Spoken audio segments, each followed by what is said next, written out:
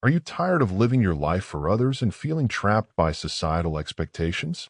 Today, let's dive into The Courage to be Disliked by Ichiro Kishimi and Fumitake Koga and discover how to liberate yourself from the chains of approval seeking. This transformative book will guide you on a journey to self-acceptance, empowering you to change your life and achieve real happiness. Learn the principles of Adlerian psychology and find the courage to be true to yourself. Start your path to freedom and fulfillment today. The Courage to be Disliked is a philosophical dialogue that introduces readers to the ideas of Alfred Adler, a prominent psychologist. Unlike the theories of Freud and Jung, Adlerian psychology emphasizes the importance of individual choice and responsibility.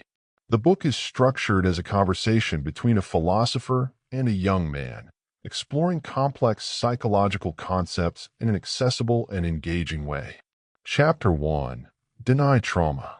The book begins with a provocative assertion: trauma does not exist. According to the philosopher, we are not determined by our past experiences, but by the meaning we assign to them.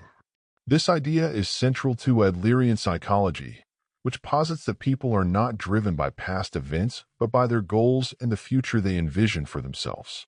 The philosopher explains that we choose our own life paths and that our present unhappiness is not the result of past traumas, but rather the decisions we make.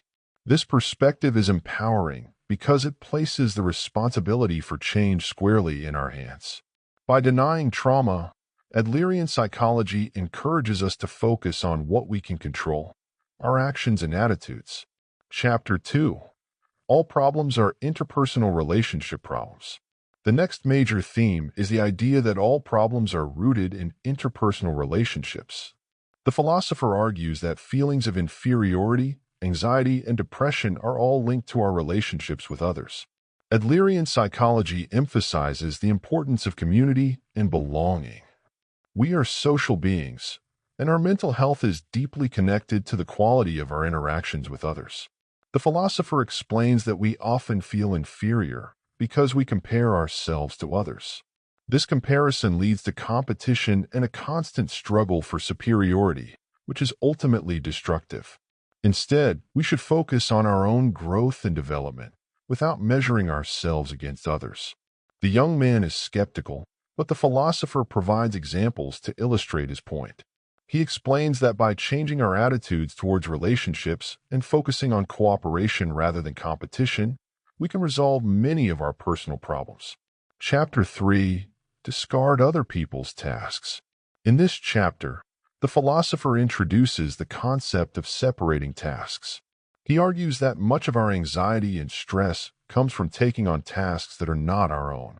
For example, worrying about what others think of us is an example of taking on someone else's task.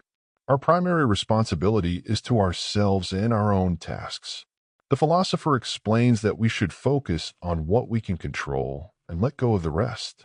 This involves recognizing the boundary between our tasks and those of others. By doing this, we can reduce unnecessary stress and anxiety. The young man struggles with this idea, as it seems selfish and uncaring. However, the philosopher clarifies that this is not about ignoring others, but rather about respecting their autonomy and focusing on our own responsibilities. The philosopher provides practical advice on how to identify and separate tasks. He encourages the young man to ask himself, "Whose task is this?" whenever he feels overwhelmed. This simple question can help clarify where our responsibilities lie and allow us to focus on what truly matters. Chapter 4. The Center of the World. The philosopher challenges the young man's belief that he is the center of the world. This belief, the philosopher argues, is the root of many of our problems. When we see ourselves as the center, we take everything personally and feel a constant need to prove ourselves. Adlerian psychology teaches that we are part of a larger community, and our actions should be oriented towards contributing to that community. The philosopher explains that true happiness comes from feeling useful and connected to others, not from seeking validation and recognition. The young man is resistant to this idea, as it seems to diminish his importance. However, the philosopher explains that seeing oneself as part of a larger whole can be liberating. It reduces the pressure to constantly prove oneself and allows for a more cooperative and fulfilling way of living. Chapter 5. To be human is to be incomplete. The philosopher introduces the concept of the life lie, which refers to the excuses we make to avoid facing our true selves and taking responsibility for our actions. These lies keep us stuck and prevent us from growing. The philosopher argues that we are all incomplete and imperfect, and that this is a natural part of being human. Adlerian psychology emphasizes the importance of embracing our imperfections and striving for personal growth. The philosopher explains that our goal should be self-acceptance and continuous improvement, rather than perfection. This involves recognizing our flaws, taking responsibility for our actions, and making a conscious effort to grow. The young man struggles with this idea, as it requires a significant shift in his thinking. However, the philosopher provides examples and practical advice on how to embrace our imperfections and focus on personal growth. Chapter 6. The courage to be disliked.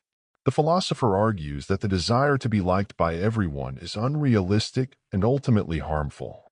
It leads to people-pleasing behavior and prevents us from being true to ourselves. The courage to be disliked is about being authentic and true to oneself, even if it means facing criticism or rejection.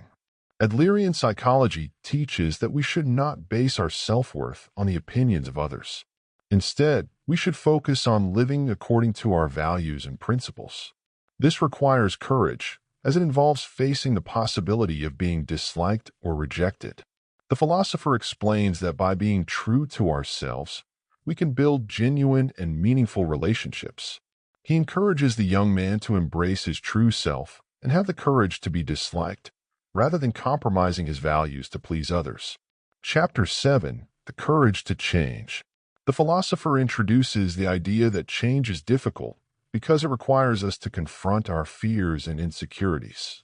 We often resist change because it involves stepping out of our comfort zone and facing the unknown. However, the philosopher argues that true happiness and fulfillment come from growth and change. Adlerian psychology emphasizes the importance of taking action and making changes in our lives. The philosopher explains that we have the power to shape our own lives, and that change is possible if we are willing to put in the effort. He encourages the young man to take small steps towards change, rather than waiting for the perfect moment. The young man is skeptical, as he has tried to change in the past and failed. However, the philosopher provides practical advice on how to approach change, including setting realistic goals, taking small steps, and persevering through setbacks. Chapter 8. The courage to be happy. The philosopher argues that happiness is a choice, and that we have the power to create our own happiness. Adlerian psychology teaches that happiness comes from living in accordance with our values, contributing to our community, and focusing on our own growth and development. The philosopher explains that many of us are afraid of happiness because it involves taking responsibility for our own lives. We often make excuses and blame external factors for our unhappiness, rather than taking action to create the life we want. The young man struggles with this idea, as it requires a significant shift in his thinking.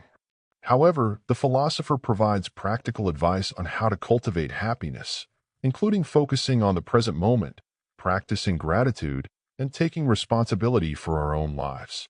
Chapter 9. The meaning of life.